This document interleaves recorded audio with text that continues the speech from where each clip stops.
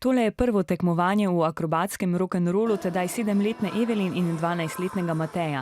Hitro sta se ujela in čeprav so bili začetki težki, sta skupaj vztrajala vse do vrha. Najna prva tekma skupaj, takrat sva bila 20. Ja, predzadnja. Tako da niso bili neki ful uspeški, ampak zdaj sva svetovna prvaka, tako da nima kaj dosti veze. Trenirata 5-krat na teden po 2 uri, pred tekmami pa še več. Rock'n'roll je energičen, hiter ples, drugačen od ostalih. Pri rock'n'rollu je posebnost to, da so še akrobacije. Ker je med njima kar 5 let starostne razlike, sta Slovenijo na mednarodnih tekmovanjih lahko začela zastopati šele letos. Vsa leta pridnega treniranja so se jima več kot obrestovala. Jaz najprej nisem sploh mogla verjeti, da sva dejansko zmagala.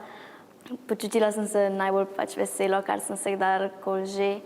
Bil je to najen cilj, pa nisva vedela, kolikor bo. Upala sva, da bova zmagala, nisva pa bila povsem prepričana. Dala sva pa vse od sebe.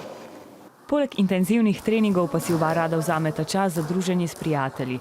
Tesno prijateljstvo pa sta stkala tudi s trenerji in vso plesno ekipo, zato predanost in zvestoba plesu ostaja na prvem mestu. Če hočem doseči tisto, kar si želim, tisto, kar sanjam, se moram odpovedati prijateljem in priti na trening. Ples mi pomeni vse, z njim v bistvu ples me spremlja vsak dan, tako da za naprej pa bi rada ratala plesna trenerka rock'n'rolla.